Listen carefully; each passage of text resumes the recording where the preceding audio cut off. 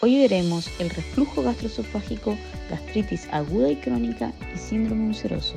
Estas patologías veremos su epidemiología, fisiopatología, signos y síntomas, diagnósticos, tratamientos y una reflexión sobre su importancia para el conocimiento de la enfermería. Epidemiología mundial y nacional. El reflujo gastroesofágico o RGE es una enfermedad mundial y la evidencia sugiere que su prevalencia está aumentando. Solo en Asia la estimación es menor al 10%. La mayoría de los estudios epidemiológicos sobre la afección se basan en los síntomas, lo cual es un dato poco claro o poco fidedigno. La gastritis aguda y crónica es una entidad de elevada morbilidad a nivel mundial. En los países en desarrollo, casi un 60% de la población antes de los 50 años ha presentado cuadros de gastritis aguda y en países industrializados se alcanzan cifras hasta un 95%. El síndrome ulceroso. A nivel global, la incidencia y mortalidad por síndrome ulceroso se encuentra en declive. La aportación en la población general de Helicobacter pylori ha sido estimada en un 73% en Chile. Se ha estimado que un 15 a un 20% de la población infectada presenta úlcera peptídica y menos de un 1% desarrollará cáncer gástrico. Como ya mencionamos, la mayoría de los estudios epidemiológicos sobre las afecciones se basan en los síntomas, lo cual hace más difícil llevar una contabilidad clara de cada caso, ya que pueden ser muy similares, sobre todo cuando se trata de patologías gastrointestinales. Es por esto que hay tan pocos datos confiables a los que acudir cuando se habla de epidemiología tanto nacional como mundial. Fisiopatologías. Sabemos que el estómago conserva la integridad de su mucosa frente a la agresión del ácido clorhídrico y la pepsina por diferentes mecanismos fisiológicos que intervienen en su defensa y la de la barrera mucosa gástrica.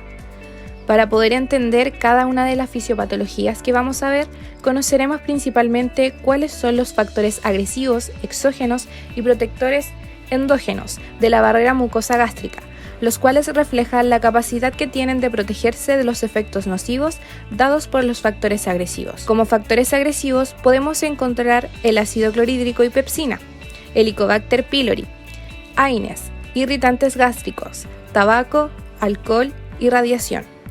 Como factores protectores podemos encontrar el moco gástrico. Este protege a las células epiteliales del ácido clorhídrico y la pepsina. La secreción de bicarbonato da lugar a una disminución de la acidez bajo la capa de moco, proporcionando una protección adicional a las células epiteliales. Las capas de células epiteliales. Las prostaglandinas. Estas defienden la mucosa inhibiendo directamente la secreción ácida a nivel de las células parietales, aumentando la producción de bicarbonato y moco y mejorando el flujo sanguíneo de la mucosa. Y el flujo sanguíneo, como recientemente lo hemos nombrado. Reflujo gastroesofágico. Primeramente sabremos que como principal barrera antirreflujo encontramos el esfínter esofágico inferior, llamado cardias. Este es la parte final del esófago unido al estómago y está encargado de mantener la presión esofágica a ese nivel. Así impide que el contenido gástrico retorne hacia el esófago. Después de una comida, el cardias sigue estando generalmente cerrado. En el reflujo gastroesofágico ocurre lo contrario. El esfínter se relaja y no cierra correctamente, dejando que el contenido del estómago, como partículas de ácido y o alimento, refluyan hacia el esófago. La distensión gástrica aumenta el número de relajaciones transitorias del cardias, siendo la causa principal de los episodios del reflujo. La frecuencia de estos episodios incrementan cuando aumentan también las relajaciones, y a su vez el tiempo de contacto del ácido con la mucosa esofágica.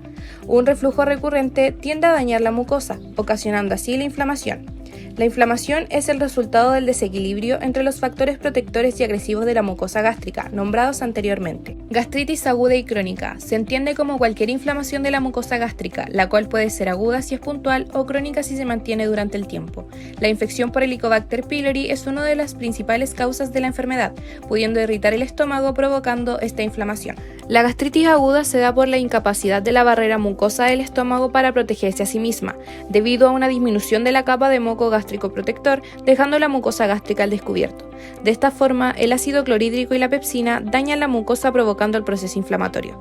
La hipersecreción de ácido, los factores protectores alterados tales como la secreción de moco disminuida, la renovación epitelial, los mediadores tisulares como las prostaglandinas, el pH intramucoso reducido y las deficiencias de energía intramucosa se determinan como factores en el desarrollo de la gastritis. Después de un tiempo, si la condición continúa, podría pasar a gastritis crónica. Por gastritis crónica se entiende que es una inflamación de la mucosa gástrica de larga duración. Esta puede estar asociada a la infección por Helicobacter.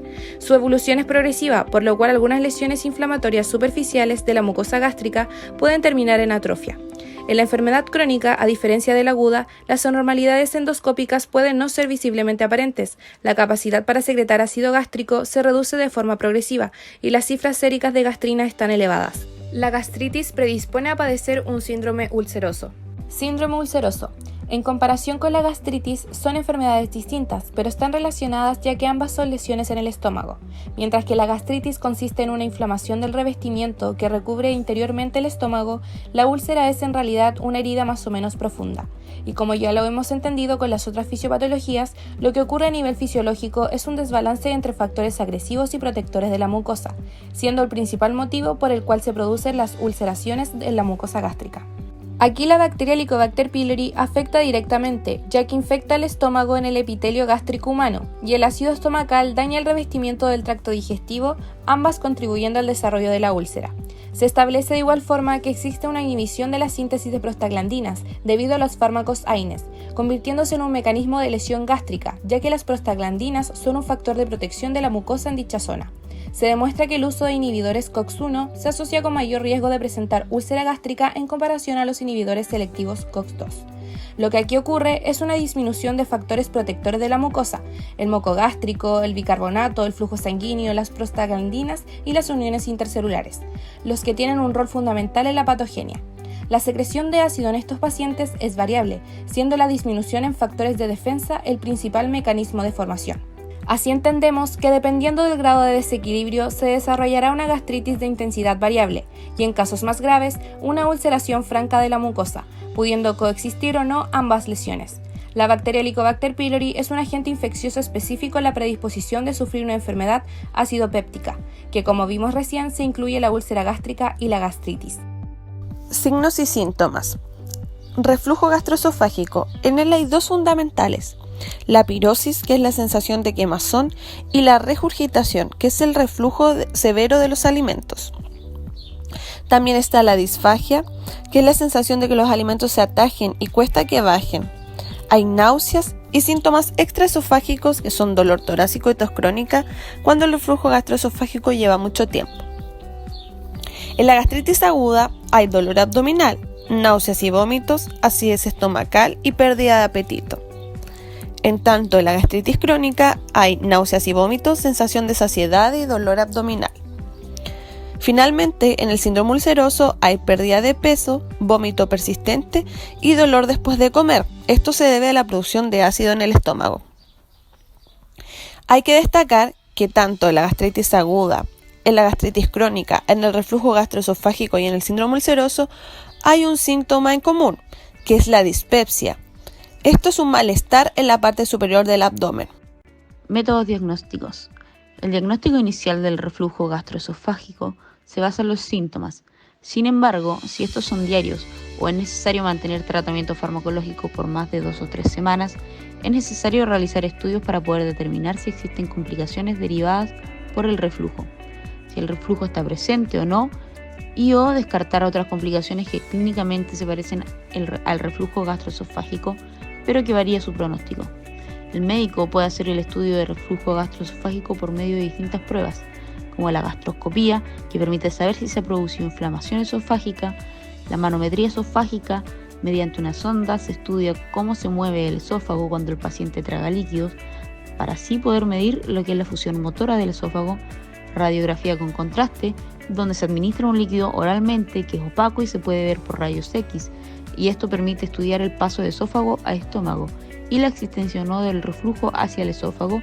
La pH-metría de 24 horas, que consiste en introducir una sonda por la nariz con un sistema de la punta que detecta el pH existente en el esófago o en el estómago y permite saber cuándo se producen los episodios de reflujo. En el caso de la gastritis aguda y crónica, aunque es probable que el médico sospeche de esta mediante la sintomatología del paciente para comprobar la existencia de una gastritis y por sobre todo el origen de esto para determinar el tratamiento más adecuado, es probable que se soliciten distintos exámenes. Entre estos tenemos el análisis de sangre realizado con el objetivo de analizar el nivel de glóbulos rojos y detectar una posible anemia que puede derivar en un debilitamiento del revestimiento del estómago, la gastroscopía, que se utiliza para comprobar el interior del estómago y el estado de las mucosas, o el análisis de heces para verificar la presencia de sangrado, que puede ser un signo de hemorragia digestiva causado por gastritis, y también para poder detectar la presencia de la bacteria Helicobacter pylori. Mientras tanto, en el síndrome ulceroso, debe plantearse dos consideraciones principales en su diagnóstico: determinar si los síntomas pépticos son debido a enfermedad ulcerosa péptica o determinar la etiología específica de una lesión ulcerada descubierta por endoscopía. El principal método diagnóstico del síndrome ulceroso es la endoscopía. El estudio endoscópico se hace perentorio en el caso de pacientes con sangramiento digestivo u otros síntomas de alarma, saciedad precoz, disfagia, pérdida de peso o anemia no explicada. Tratamiento farmacológico y no farmacológico. Para las tres patologías se encuentran tratamientos farmacológicos generales en que las tres van a utilizarlo, como los antiácidos que neutralizan el ácido estomacal, sobre todo en el ácido clorhídrico que se encuentra en el estómago, el cual aumenta el pH gástrico. Y estos ácidos principalmente, su principio activo más utilizado es el alginato de sodio y derivados de aluminio y magnesio. Dentro de ellos, el más conocido, el amalgato. Después encontramos los medicamentos que bloquean la producción de ácido y promueven la recuperación, que dentro de ellos son los inhibidores de la bomba de protones. Son benzimidazoles, y esto impide la producción del ácido. Dentro de los más conocidos, el omeprazol y lansoprazol. Luego encontramos los medicamentos para reducir la producción de ácido. Son antagonistas del receptor de histamina 2 y realizan inhibición competitiva y reversible de los receptores de histamina 2 situados en las células parietales gástricas, ya los más conocidos, cimetidina, ranitidina. Estos pueden ser conocidos en receta médica y dependerá de las concentraciones necesarias. Aquí veremos tratamientos farmacológicos específicos para las patologías. Veamos. Medicamentos protectores de la mucosa. Estos se van a utilizar en el síndrome ulceroso y en la enfermedad de reflujo gastroesofágico. Van a producir un gel viscoso que se adhiera a las proteínas de las úlceras o por otro lado en la mucosa gástrica. Lo más conocido es el sucralfato o análogos de las prostaglandinas, misoprostol. Los antibióticos para combatir la Helicobacter pylori. Se van a utilizar en el síndrome ulceroso y en la gastritis. Aquí veremos tratamientos farmacológicos específicos para las patologías. Veamos. Medicamentos protectores de la mucosa. Estos se van a utilizar en el síndrome ulceroso y en la enfermedad de reflujo gastroesofágico. Van a producir un gel viscoso que se adhiera a las proteínas de las úlceras o por otro lado en la mucosa gástrica. Lo más conocido es el sucralfato o análogos de las prostaglandinas, misoprostol. Los antibióticos para combatir la Helicobacter pylori. Se van a utilizar en el síndrome ulceroso y en la gastritis. Vamos a ver ahora el tratamiento no farmacológico. ¿En qué va a consistir? Suspender o reducir la cantidad de medicamentos AINES que esté ingiriendo el paciente, ya que estos van a inhibir la síntesis de prostaglandinas, alterando la respuesta proliferativa de la mucosa y afectará a los mecanismos de regeneración celular. También evitar comidas y bebidas que compliquen el cuadro, sobre todo irritantes o que promocionen la sensación de acidez. En los pacientes que puedan padecer las tres patologías o una de ellas, se les recomienda no beber alcohol, no fumar. También comer porciones pequeñas con más frecuencia. Esto en el caso de la gastritis. Y también está la opción de la cirugía para pacientes en que se les agrave el cuadro y donde el tratamiento no esté siendo efectivo. Reflexionemos sobre las patologías. ¿Por qué es importante para el profesional de enfermería conocer acerca de estas enfermedades? Estas tres patologías mencionadas anteriormente van entrelazadas entre sí, ya que una es la causa de la otra. Por ejemplo, el reflujo gastroesofágico puede causar gastritis si no se trata adecuadamente. Cuando el paciente desarrolla una gastritis crónica, se debe mayormente a una infección por la bacteria Helicobacter pylori. Esta bacteria es uno de los principales factores para desarrollar un síndrome ulceroso. Debido a esto, es muy importante que como profesionales de enfermería conozcamos acerca de las patologías, de qué tratan, sus tratamientos y causas para dar una atención de calidad a nuestros pacientes y así ayudarlos a que mejoren su salud y no presenten patologías más fuertes como en este caso un síndrome ulceroso. Para poder evitar esta cadena de patologías, tenemos que tratar de manera adecuada desde un principio a un paciente que presente reflujo gastroesofágico, brindarle todos los cuidados necesarios e informarlo para que trate de manera correcta los síntomas que presenta, como por ejemplo con cambios en su dieta, una postura adecuada y no acostarse luego de ingerir alimentos. Si logramos que el paciente cambie su estilo de vida y realice nuestras indicaciones, evitaremos que en un tiempo más una patología como el reflujo gastroesofágico se transforme en algo mayor como un síndrome ulceroso, ya que eliminaremos la causa principal.